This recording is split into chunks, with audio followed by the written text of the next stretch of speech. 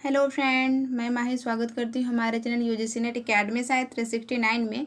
तो आज हम मॉक 16 करेंगे फ्रेंड्स। आज टॉपिक वाइज एमसीक्यू नहीं है, मैं टॉपिक वाइज एमसीक्यू भी लाऊंगी और उसके साथ साथ बीच बीच में ये पूरे हिंदी साहित्य के इतिहास से भी मैं एमसीक्यू करवाऊंगी। कुछ इंपॉर्टेंट क्वेश्चंस हैं, उसको देखते हैं। अब सबसे पहला क्वेश्चन यहाँ पे है कि अपभ्रंश को पुरानी हिंदी मानने वाले में सम्मिलित हैं। कौन है जो अपभ्रंश को पुरानी हिंदी मानते हैं? राहुल शंकरत्यायन, आचार्य रामचंद्र शुक्ल, चंद्रधर शर्मा गुलेरी, उपयुक्त सभी। तो कौन हो जाएगा इसका? उपयुक्त सभी। ठीक है। और यहाँ पे अब ये भी देख लेना है कि राहुल शंकरत्यायन का जन्म कब हुआ था, क्योंकि जन्म क्रम से भी साहित्यकार को लगाने के लिए आते हैं। तो 1893 ईस्वी में इसका जन्म हुआ था। इसकी प्रमुख रचना की बात करेंगे तो इसकी प्रमुख रचना में मेरी लद्दाख यात्रा, जो कि यात्रा साहित्य के अंतर्गत आते हैं। ठीक है। तो यात्रा साहित्य के अंतर्गत मेरी लद्दाख यात्रा, मेरी तिब्बत यात्रा, मेरी यूरोप यात्रा, या फिर यात्रा के कुछ पन्ने, घुमक्कड़ शास्त्र, ये सब कुछ इनका इंपॉर्टेंट हो जाता है रचना। फिर इसकी कुछ मतलब यात्रा साहित्य हो जाते हैं, मतलब रचना के अंतर्गत ही आएंगे वो। और उसके साथ कुछ इसकी कहानियां जो है, जैसे कि सातवीं के बच्चे, वोल्गा में गंगे, और इसकी जो आत्मकथा है जो काफ़ी फेमस है कि मेरी मेरी जीवन यात्रा। ठीक है। तो इनको भी देख लेना है। यहाँ पे बात करेंगे अब आचार्य रामचंद्र शुक्ल का। इनका जन्म कब हुआ है? 1884 ईस्वी में इसका जन्म हुआ है। इसका तो आप लोग को पता होगा, हिंदी साहित्य का इतिहास जो है 1929 ईस्वी में प्रकाशित हुआ है। और ये पहले जो लिखी गई थी हिंदी साहित्य का इतिहास, तो हिंदी शब्द सागर की भूमिका के रूप में लिखी गई थी। और इनकी प्रमुख कहानियां की बात करेंगे आचार्य रामचंद्र शुक्ल की, तो उसमें आ जाएगा कहानी में 11 वर्ष का समय, आत्मनिर्भर, ये सब कुछ आ जाते हैं। इन सबको देख लेना है। चंद्रधर शर्मा गुलेरी की थोड़ा सा बात कर ले तो इसका जो जन्म हुआ है 1883 ईस्वी में इसका जन्म हुआ है। और इसकी कुछ कहानियों में जो इंपॉर्टेंट है, बुद्धू का काटा, सुखमय जीवन उसने कहा था। इनके कुछ निबंध भी आते हैं जो इंपॉर्टेंट है। इन सब चीजों को देख लेना है। जैसे कि देवकुल आ जाते हैं, पुरानी हिंदी, कछुआ धर्म, फिर आ जाते हैं आंख, मोरिशी, माहू कुंठा, कुछ इस तरह से इनके आ जाते हैं जो निबंध में आ जाते हैं। ठीक है। इन सबको मतलब ये ऐसे साहित्यकार ये सब हैं कि ये हर बार एग्जाम में आएंगे, इससे रिलेटेड क्वेश्चन, चाहे इनके रचना आए या फिर कुछ भी आए। ठीक है। नेक्स्ट हमारा क्वेश्चन आ जाता है यहाँ पे कि साहित्य का इतिहास बदलती हुई अभिरुचियों और संवेदनाओं का इतिहास है, जिसका सीधा संबंध आर्थिक और चिंतात्मक परिवर्तन से है। यह परिभाषा किसकी है? डॉक्टर नागेंद्र, आचार्य रामचंद्र शुक्ल, हजारी प्रसाद द्विवेदी। तो ये परिभाषा किसकी है? तो ये आ जाएंगे डॉक्टर नागेंद्र। डॉक्टर नागेंद्र का जन्म कब हुआ है? 1915 ईस्वी में। और आचार्य रामचंद्र शुक्ल का जन्म कब हुआ है? 1884 ईस्वी में। हजारी प्रसाद द्विवेदी जी का जन्म कब हुआ है? तो हजारी प्रसाद द्विवेदी जी का जन्म हुआ है 1907 ईस्वी में। सूर साहित्य, हिंदी साहित्य की भूमिका, ये सब कुछ इनका जो है हिंदी साहित्य का आदिकाल इनकी मतलब रचना में आ जाते हैं। ठीक है। इसके बाद हम यहाँ पे देखेंगे, यहाँ पे ने तीन ही ऑप्शंस लिया है फ्रेंड। यहाँ पे देखेंगे नेक्स्ट हमारा क्वेश्चन है कि निम्नलिखित में से कौन सा निबंध का तात्विक विशेषता नहीं है? ये मैंने प्रीवियस ईयर से लिया है। ठीक है।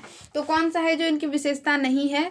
अवंती, विचारात्मक, संवादात्मक, या फिर आत्मव्यंजनात्मक। तो संवादात्मकता जो होती है वो नहीं आती है निबंध के अंतर्गत। ठीक है। नेक्स्ट हमारा क्वेश्चन आ जाता है यहाँ पे कि आकार बहुला के अंतर्गत बोली आती है। कौन कौन सी है जो आकार बहुला के अंतर्गत आती है? कौरवी, हरियाणी। हरियाणी का एक और नाम आ जाता है फ्रेंड्स बंगरू और दक्षिणी, या फिर इनमें से सभी। तो इसका जो आंसर आ जाएगा इनमें से सभी आ जाएगा। एक आता है आकार बहुला और एक आता है क्या? ओकार बहुला। इनको भी देखना, यहाँ से क्वेश्चंस बने हैं और मे भी बन सकते हैं। ठीक है।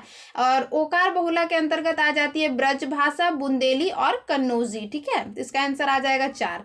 यहाँ पे नेक्स्ट हमारा क्वेश्चन है कि त्रिपिटक ग्रंथ के अंतर्गत आती है, यानी कि त्रिपिटक ग्रंथ के अंतर्गत कौन कौन सी ग्रंथ आती है? तो आप लोग को पता होगा कि त्रिपिटक जो है वो पाली भाषा में लिखी गई है। एक पाली भाषा की महत्वपूर्ण ग्रंथ है, जिसके अंतर्गत क्या आते हैं? सुप्त पिटक, विनय पिटक, अधम्य पिटक, या फिर इनमें से सभी। इनमें से ये तीनों आते हैं। ठीक है। और इसकी हम बात करेंगे कि ये पाली भाषा में लिखी गई है। पाली भाषा का पहले का नाम क्या है? देश भाषा। किस भाषा को कहा जाता है? पाली को ही कहा जाता है। पाली को ही प्रथम प्राकृत भी कहा जाता है। और पाली भाषा में जो लिखा गया 3 व्याकरण भी है, कच्चायन व्याकरण, मल्लेन व्याकरण, या फिर सच नीति व्याकरण। तो ये सब कुछ आपको सरस्वती गोविंद पांडे बुक में मिल जाएंगे। यानी कि अगर हम एक बात बोले फ्रेंड्स, कुछ एक्स्ट्रा नहीं, कि अगर हम एग्जाम्स के पॉइंट ऑफ व्यू से देखें तो अगर हमारा 100% क्वेश्चन आ रहा है तो हम तो इतना बोल सकते हैं कि 50-60% हमारा वो जो कवर हो जाएगा, तो वो हमारा सरस्वती पांडे से कवर हो जाएगा कहीं ना कहीं, अगर हम हिंदी साहित्य की बात करें तो। ठीक है। नेक्स्ट हमारा क्वेश्चन आ जाता है यहाँ पे, इसका आंसर 4 हो जाएगा। ठीक। यहाँ पे देखेंगे 6 नंबर क्वेश्चन है हमारा कि 71वां संविधान संशोधन में कौन सी भाषा जोड़ी गई, यानी कि संविधान की जो मैं यहाँ बोलना चाह रही हूँ कि 14 सितंबर 1949 को जो संविधानिक मतलब भाषा को राजभाषा हिंदी में जो मिला है, उनको लेकर के संविधान की जो 8वीं अनुसूची आती है उसके अंतर्गत कौन कौन सी स्टार्टिंग में कितनी भाषा थी, वहां से ये क्वेश्चन है। ठीक है, तो कोंकणी आ जाते हैं, नेपाली, मणिपुरी, इनमें से सभी। तो यहाँ पे जो आते हैं इनमें से सभी, कोंकणी, नेपाली और मणिपुरी, ये सब कितना में 71वां संविधान संशोधन में ये जोड़ा गया है। ठीक है, अब यहाँ में थोड़ा सा बात करें कि जब स्टार्टिंग में मूल रूप से संविधान में कितनी भाषा थी, तो मूल रूप से वहां पे 14 भाषा ही थी। ठीक है, और 71वां संविधान संशोधन हुआ तो वहां पे मणिपुरी, नेपाली और ये कोंकणी को जोड़ी गई। और फिर 21वां संविधान संशोधन जो कि 1967 ईस्वी में हुआ, वहां पे सिंधी जोड़ी गई। फिर 92 संविधान संशोधन 2003 में जो हुआ, वहां पे बोडो, डोगरी, मैथिली और संथाली को जोड़ी गई थी। यहाँ से क्वेश्चंस बनते हैं फ्रेंड्स, इनको देख लेना है। यहाँ पे असत्य कथन है, ये भी बताना है। ये वाला क्वेश्चन हमारा अभी 2021 में जो एग्जाम हुआ वहां पे ये पूछे गए हैं। ठीक है, इसीलिए इनको इग्नोर नहीं करना है। तो यहाँ पे है कि राजभाषा अधिनियम 1963 में बना, राजभाषा संकल्प जो था वो 1968 में लिया गया था या फिर बना। यह प्राधिकृत अधिनियम 1973 में बना भाषा का, और फिर यहाँ पे राजभाषा नियम 1974 में बना। तो कौन सा है जो यहाँ पे असत्य है, तो यहाँ पे जो आ जाएगा 1974 ईस्वी में राजभाषा नियम नहीं बना था, बल्कि 1976 ईस्वी में बना था। ठीक है, तो यहाँ पे इनको 76 कर लीजिएगा, बाकी इनको अगर याद नहीं है तो बिल्कुल रट पट के खा जाइएगा। ठीक है, नेक्स्ट हमारा यहाँ पे आ जाता है 8वां नंबर कि महादेवी के साहित्य की कहीं महादेवी के साहित्य में कहीं निष्क्रिय दया नहीं, वरण्य रचनात्मक करुणा का भी भाव वर्तमान है। उपयुक्त पंक्ति जो है किस आलोचक की है, नंदुलारे बाजपेयी, रामस्वरूप चतुर्वेदी, नामवर सिंह या फिर दूधनाथ सिंह। तो ये किसका कथन आ जाएगा, तो ये रामस्वरूप चतुर्वेदी जी का कथन आ जाएगा। और रामस्वरूप चतुर्वेदी जी का प्रमुख रचना में क्या आ जाते हैं फ्रेंड्स, हिंदी नवलेखन, फिर आ जाते हैं कि भाषा और संवेदना, हिंदी साहित्य का भाषा संवेदना का विकास, कुछ ये आ जाते हैं। फिर आ जाते हैं कमायनी का पुनर्मूल्यांकन, मध्यकालीन हिंदी काव्य भाषा। तो ये सब कुछ इनका जो इंपॉर्टेंट आ जाता है। ठीक है, अगर हम नामवर, इसका आंसर सही 2 हो जाएगा। अगर नामवर सिंह की बात करेंगे तो नामवर सिंह का जो प्रमुख ग्रंथ में जो आ जाएंगे, यानी कि साहित्य ग्रंथ में या फिर आलोचनात्मक ग्रंथ में इनके जो आ जाते हैं वो हिंदी का विकास और अपभ्रंश का योगदान आ जाते हैं। फिर आ जाते हैं छायावाद, फिर आ जाते दूसरी परंपरा की खोज, नई कहानी, ये भी इनके आ जाते हैं। ठीक है, अगर हम नेक्स्ट बात करेंगे कि नंदुलारे बाजपेयी जी का क्या क्या आता है, नंदुलारे बाजपेयी जी में आ जाते हैं हमारे हिंदी साहित्य का 20वीं शताब्दी 1942 ईस्वी, जयशंकर प्रसाद, प्रेमचंद, आधुनिक साहित्य, महाकवि सूरदास। तो ये सब कुछ जो इंपॉर्टेंट आते हैं ये हमारे नंदुलारे बाजपेयी जी के प्रमुख बोल सकते हैं कि ग्रंथ में आ जाते हैं, आलोचनात्मक ग्रंथ में। ठीक है, नेक्स्ट हमारा क्वेश्चन है कि पंजाब पर अंग्रेजों के आधिपत्य और ईस्ट इंडिया कंपनी की लूट खसोट का चित्रण किस उपन्यास का मतलब विषय है या फिर किस उपन्यास में किया गया, ऐसे भी क्वेश्चंस बनते हैं। तो यहाँ पे जो आ जाएगा ऑप्शंस है मैया दास का माड़ी, नाच्यो बहुत गोपाल, समय सरगम या फिर इनमें से कोई नहीं। तो ये किसका आ जाएगा, ये मैया दास का माड़ी का है। और ये किसका उपन्यास है, ये भीष्म साहनी का उपन्यास है। अगर हम यहाँ पे बात करेंगे नाच्यो बहुत गोपाल, तो ये किसका है, ये आ जाएगा अमृतलाल नागर जी का। और इसका विषय क्या रहा है, दलित जीवन की नरकीयता वास्तविकता का चित्रण इसमें किया गया है। ठीक है, अगर समय सरगम की बात करेंगे तो कृष्णा शोभती जी का है। और इसका विषय क्या रहा है कि उच्च मध्य वर्गीय वृद्ध व्यक्तियों के जीवन स्थिति का चित्रण इसके अंतर्गत किसने किया है, शोभती जी ने, यानी कि कृष्णा शोभती जी ने किया है। ठीक है, नेक्स्ट हमारा क्वेश्चन है यहाँ पे 10वां नंबर, यहाँ पे है कि प्रेम जब विशिष्ट सौंदर्य से ऊपर उठता है तो वह आध्यात्मिक होता है, क्योंकि प्रेम आध्यात्मिक है। तो क्या प्रेम आध्यात्मिक है, ये तो नहीं है। यहाँ पे ये दिया, ये हमारा सही हो जाएगा और इसका आंसर जो हो जाएगा हमारा 1 हो जाएगा, यानी कि ये सही है। ये सही नहीं है कि प्रेम आध्यात्मिक है। ठीक है, तो ये हो जाएगा गलत। रीजन असर्शन से भी हमारे क्वेश्चन आते हैं और ये हमारी समझ से बनते हैं। ठीक है, कि हम चीजों को कितना समझ पा रहे हैं। यहाँ पे नेक्स्ट हमारा क्वेश्चन है कि हालवाद के प्रवर्तक है कौन, हालावाद के प्रवर्तक है कौन, नरेंद्र शर्मा, रमेश्वर शुक्ल, आंचल हरिवंश रॉय बच्चन या फिर इनमें से कोई नहीं। तो इसका जो आ जाएगा हरिवंश रॉय बच्चन। और हरिवंश रॉय बच्चन का जन्म को बिल्कुल देख लेना है, 1907 ईस्वी से 2003 तक इनका जीवन काल रहा है, ठीक है, यानी कि जन्म और मृत्यु।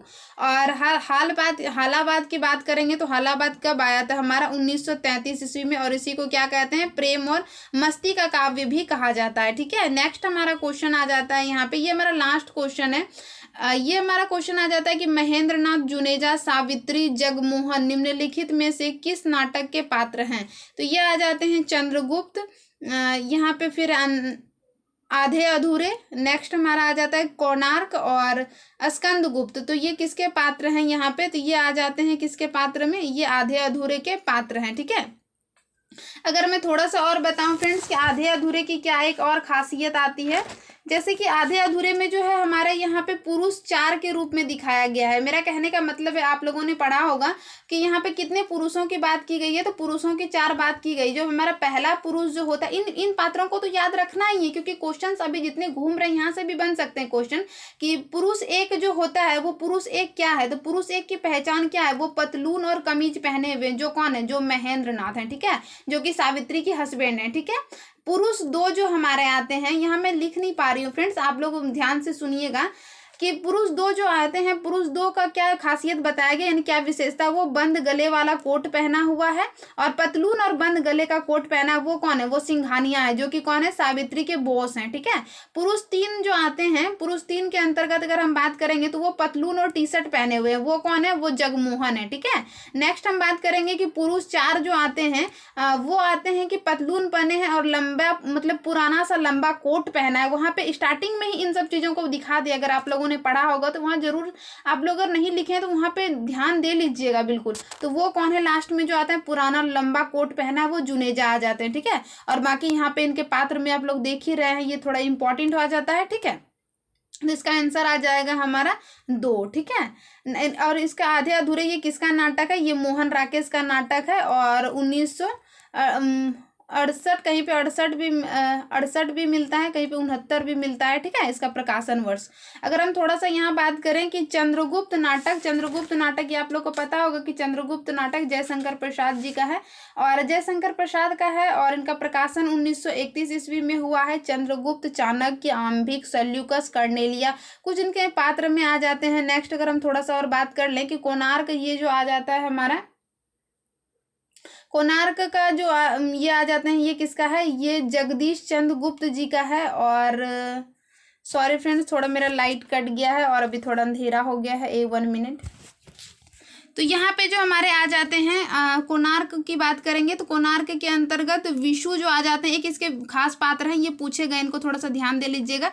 यहाँ पे स्कंदगुप्त की बात करेंगे तो स्कंदगुप्त भी आ जाता है हमारे जयशंकर प्रसाद का 1928 ईस्वी में। और इसकी बात करें, इसके प्रमुख पात्र में जो आ जाते हैं देवसेना, विजया, मतलब कि विजया, फिर आ जाते हैं प्रपंच बुद्धि, भट्टार्क, कुछ इस तरह से इनके पात्र में आ जाते हैं। तो मतलब कहने का मतलब इन सब के पात्र को देख लेना है, क्योंकि ये सब ऐसे रचनाकार हैं जो कि हर बार पूछे ही जाते हैं। मतलब कि ऐसा कोई एग्जाम नहीं है जहाँ पे जयशंकर प्रसाद को ना पूछा जाए, चाहे रामचंद्र शुक्ल को ना पूछा जाए। तो इन सब चीज़ों से भी मतलब कि ये सब चीज़ इंपॉर्टेंट हो जाता है, ठीक है। तो मिलते हैं किसी नेक्स्ट वीडियो में। आई होप ये वीडियो आप लोग के एग्जाम के लिए यूजफुल रहेंगे। तो वीडियो के साथ बने रहने के लिए बहुत बहुत धन्यवाद।